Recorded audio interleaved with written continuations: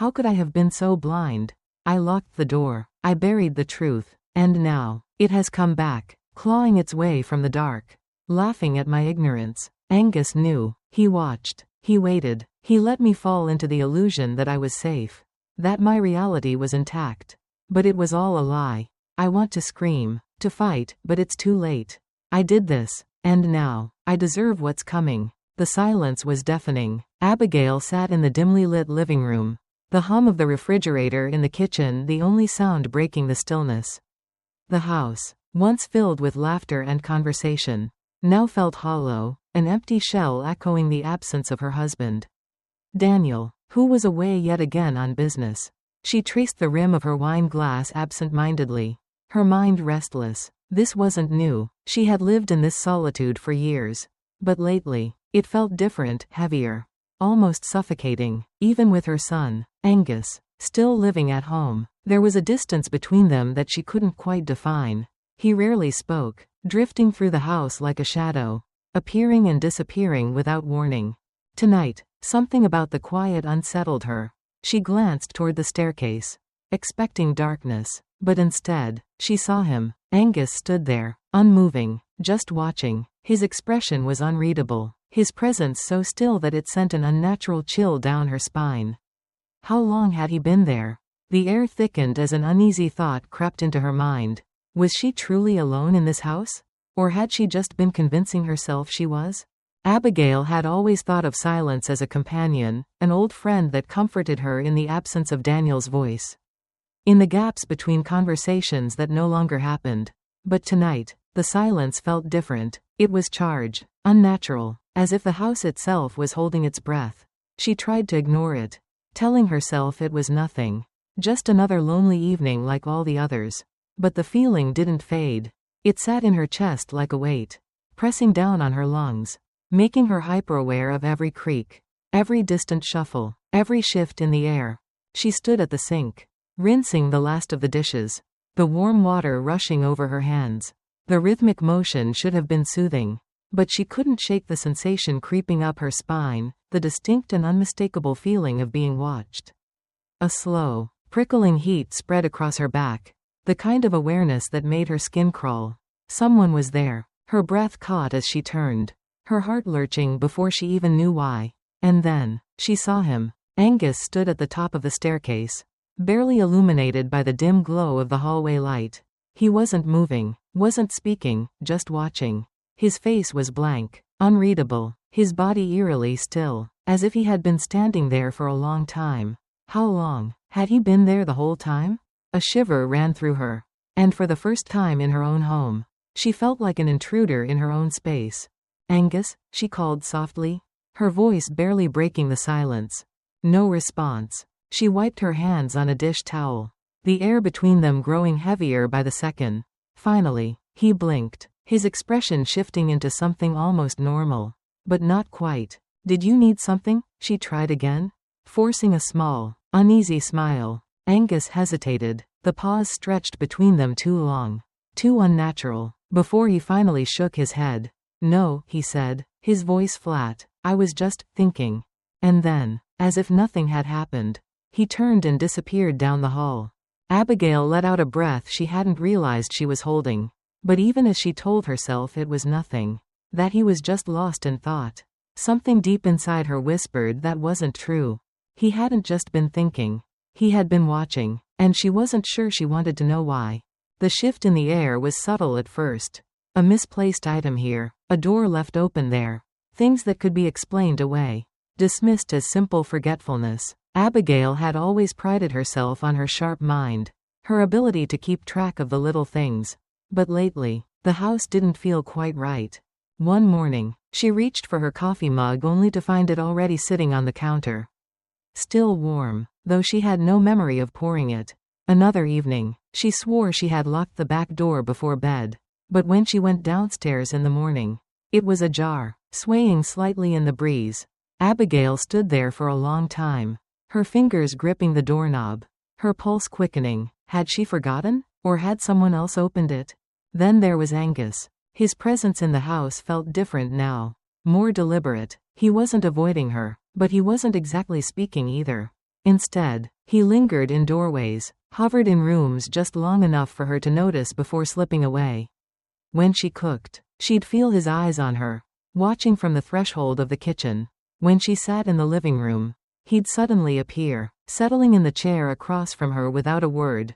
It was suffocating. One night, as she folded laundry in the dim light of the living room, she heard the soft shuffle of feet behind her. She turned to find Angus standing just outside the glow of the lamp. Half in shadow, half in light, staring. She let out a nervous laugh, shaking her head. "You're quiet these days." Angus tilted his head slightly, his gaze unwavering. "Am I?" She swallowed, forcing a smile. "Yes, you're always around, but you don't say much." He took a step forward. Slow, deliberate. "Maybe I just like being near you." Something about the way he said it made her breath hitch. There was nothing in his tone that should have unsettled her. But it did. It was too careful, too measured. She tried to shake it off. "Well, that's sweet of you, but you're starting to feel like my shadow." For the first time in days. He smiled, but it wasn't warm. It wasn't lighthearted. It was small, knowing, like he had figured something out before she had. She swallowed hard. "Angus, is there something on your mind?" He hesitated, just for a second. His hands twitched at his sides. His voice was barely a whisper when he finally spoke. "Would you believe me if I said yes?" The room felt too small, too quiet, too wrong. Abigail forced another laugh, though it felt hollow in her chest. "Of course," she said, "you can tell me anything." But she wasn't sure she wanted to hear his answer. It was past midnight when Abigail stirred awake. The house swallowed in darkness. At first, she wasn't sure what had pulled her from sleep. The storm outside had passed hours ago, leaving only the faint patter of raindrops against the windows. Yet, something felt off, the kind of wrongness that couldn't be explained, only felt. A lingering unease crawled up her spine as she listened, her pulse quickening. Then she heard it, a faint click. She sat up slowly, heart hammering. A door, somewhere downstairs. It was subtle, the kind of sound that might go unnoticed on any other night. But tonight, Abigail felt it like a whisper against her skin. She wasn't alone. Swallowing hard, she slipped out of bed, her bare feet silent against the wooden floor. The hallway was dark, but the faint glow of the living room spilled across the floor below.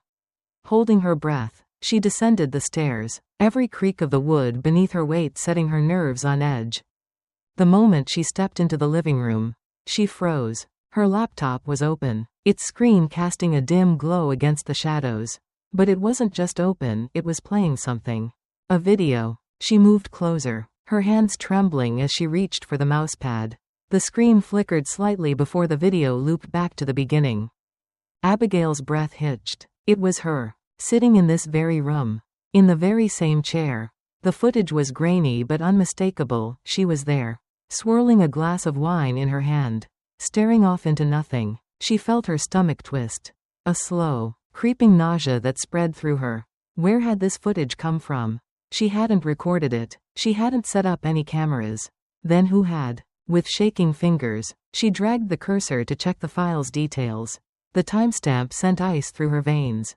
The video had been recorded 3 nights ago. A cold wave of realization crashed over her. Suffocating, inescapable. Someone had been watching her. Someone had been filming her. Her fingers curled over her mouth, stifling the small gasp that threatened to escape. Slowly, she turned her head, scanning the dimly lit room. The house was still, too still, but was she alone? Then, from behind her, a soft voice broke the silence. "You shouldn't be up this late." Abigail spun around, her heart slamming against her ribs. Angus stood in the doorway, expression unreadable, his eyes dark with something she couldn't name. And in that moment, she knew. He had been watching. Abigail couldn't sleep after that night. She lay in bed, her body rigid, her ears straining against the silence. But silence was deceptive. It could hide things, mask the truth, lull you into a false sense of security. And now, Abigail knew better. She wasn't alone. The knowledge crawled under her skin, burrowing deep, making it impossible to rest. She wasn't sure what haunted her more, the footage itself or the way Angus had stood there, watching her reaction, calm, too calm, like he had been waiting for her to find it, like he had wanted her to. As the hours stretched into the dead of night, she told herself it was paranoia. That the video could have been a mistake. That maybe Angus had found it, not recorded it, but no matter how she tried to twist the truth into something digestible, the unease never left her. Then, at 3:12 a.m., she heard it. Footsteps. Soft, deliberate, just outside her door. Her breath hitched as she turned her head, her eyes locking on the faint gap beneath the doorframe. A shadow shifted, slowly, too slowly. She stayed completely still, barely daring to breathe. Then, the doorknob rattled. A sharp, involuntary gasp escaped her lips. The movement outside stopped. The air in the room felt thin, too fragile. Abigail squeezed her eyes shut, her heart hammering against her ribs. Her fingers gripped the edge of the blanket, as if a thin layer of fabric could protect her from whatever stood on the other side of the door. Minutes passed, maybe longer. Then, at last, the shadow moved away. The footsteps retreated, slow and deliberate, down the hall. But she didn't sleep. The next morning, Angus was already in the kitchen, stirring sugar into his coffee as if nothing had happened. She hesitated in the doorway, watching him this time, searching for something, anything, that would give her answers. But he gave her nothing. "Did you sleep okay?" he asked. Not looking up. Her throat felt tight. "Yeah," she lied. A pause. The silver spoon clinked against the porcelain as he set it down. Then, finally, he looked at her. Liar. The word was soft, almost teasing, but something in his expression made her blood run cold. She let out a nervous laugh, turning toward the sink. "Why would you say that?" Behind her, his chair scraped against the floor as he stood. She felt him move closer, his presence stretching into the space between them. "Because," he murmured, his voice so low it barely reached her ears. "I heard you." Abigail's fingers clenched around the countertop. He had been standing there, outside her door, listening, and she didn't know if he had left at all. Abigail couldn't ignore it anymore. The house wasn't right. The feeling of being watched had settled into her bones like a sickness. An ache that wouldn't leave. Every night, the air in the house felt heavier, suffocating, like it was pressing in on her. And Angus had changed. She needed answers. When he left for the afternoon, she decided to search his room. She hesitated outside his door, fingers hovering over the handle. What was she hoping to find? Proof that this was all in her head? Or proof that it wasn't? The moment she stepped inside, she felt it. The air was thick with something unspoken. Unlike the rest of the house, Angus's room was neat, too neat. No scattered clothes, no half-drunk cups of water on the desk. Everything was in perfect order. It felt unnatural, curated, and yet, something about the far wall caught her attention. The bookshelf. It looked normal at first glance, filled with novels and old textbooks. But when she ran her fingers along the spines, she felt it, a gap. A space behind the books that shouldn't be there. Her heart pounded as she pulled at the shelf. It moved, just a fraction of an inch. But enough. A hidden door. She hesitated, dread creeping up her spine. Whatever was behind there, she already knew it wasn't going to be good. But she had to see. She had to know. With trembling hands, she pulled the shelf open. A cold draft slipped through the gap, carrying with it the scent of dust and something else, something rotting. Inside was a small, dark crawlspace, bare walls, a single chair, and a desk covered in dozens of neatly stacked tapes and memory cards. Abigail's breath hitched. No. She grabbed one of the tapes, fumbling to fit it into the old portable player sitting next to it. The screen flickered, and then, her, sitting in the living room, cooking in the kitchen, sleeping. The camera angles changed, the timestamps spanning months. Her stomach lurched as the most recent file played. It was from last night. She saw herself, tossing and turning in bed, the grainy night vision turning her skin pale and ghost-like. But then, movement, from the shadows of the room. A figure, standing at the foot of her bed, watching her sleep. A breath escaped her lips, a mistake. A floorboard creaked behind her. Slowly, she turned, and there, standing in the doorway, blocking her only way out, was Angus. And this time, he wasn't smiling. Abigail's breath caught in her throat as she stared at Angus. His figure silhouetted in the dim light of the doorway. He wasn't smiling. He wasn't speaking. He was just standing there, watching. Again. Her pulse pounded in her ears. Her body rigid with fear. The air in the tiny hidden room felt thin, suffocating, as though it were swallowing her whole. She needed to get out. She needed to run, but her legs wouldn't move. Angus. Her voice came out weaker than she intended. Barely a whisper. What is this? He didn't answer. Her hands tightened into fists. The weight of the discovery pressing into her chest like a stone. The tapes. The videos. The secret crawlspace. It was too much. She wanted to believe this was a mistake. That there was some explanation for all of it. But then, he took a step forward. Not fast. Not aggressive. Deliberate. Her instincts screamed at her to run. But her back was against the wall. The crawlspace behind her too small to escape through. Trapped. Her breath came in short. Sharp gasps. She tried to stay calm. To force herself to think logically. But logic didn't belong in this moment. Fear did. You really don't remember, do you? Angus finally said, his voice quiet, measured, almost amused. Abigail's skin prickled. Remember what? Angus exhaled slowly, shaking his head. That's the worst part, he muttered. You don't even know what you've forgotten. A chill slid down her spine. She had forgotten something? The question barely had time to settle in her mind before flashes of memory surfaced. A dark room. A voice, soft, pleading. A promise. A terrible, terrible promise. The room tilted. Abigail reached for the wall.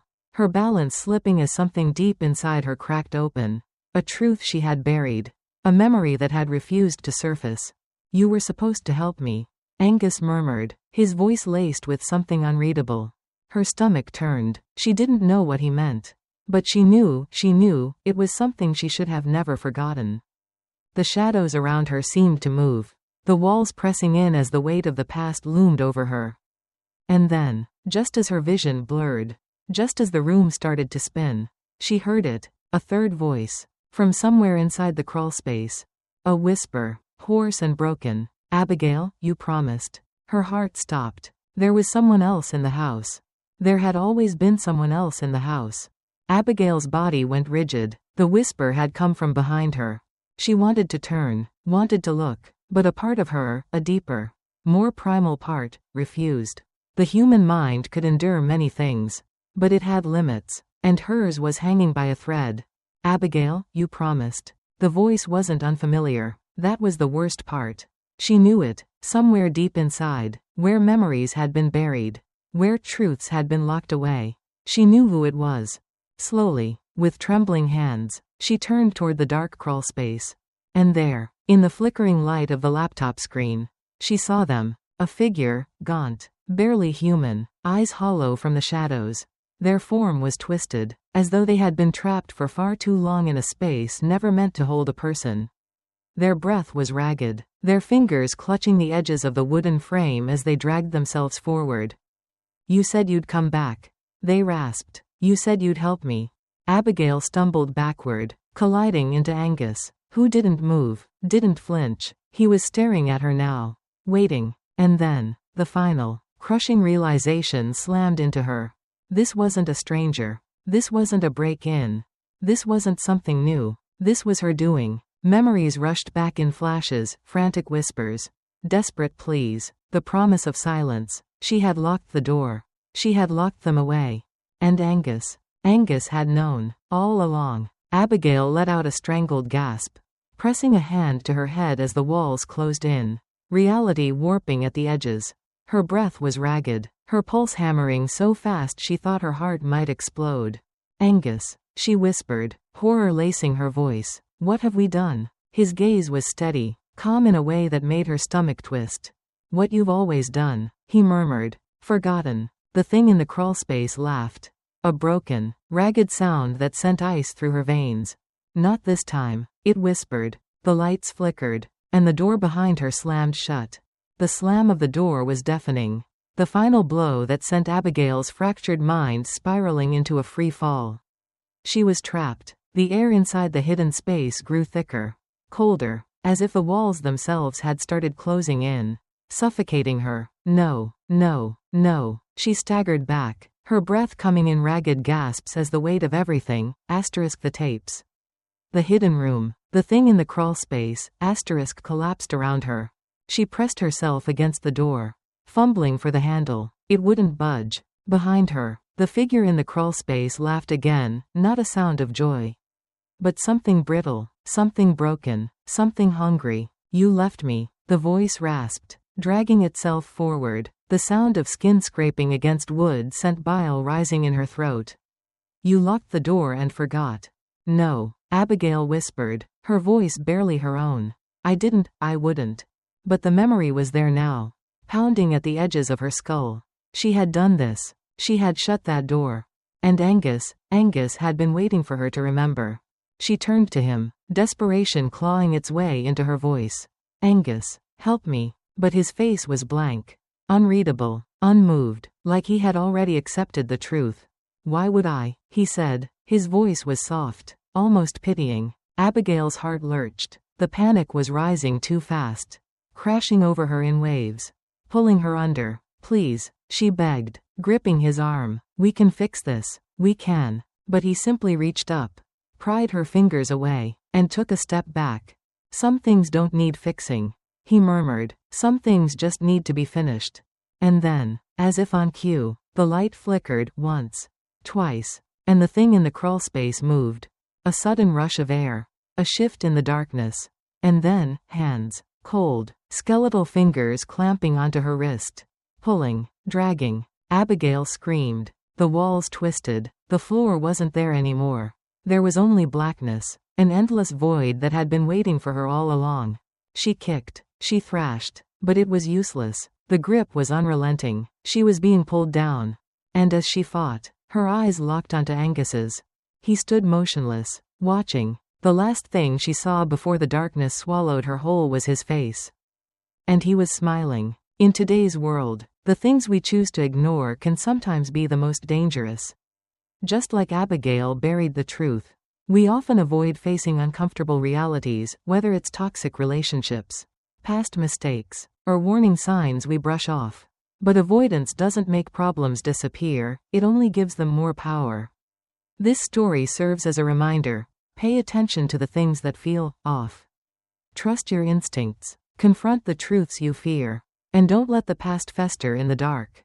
Because the longer we ignore something, the harder it becomes to escape when it finally catches up.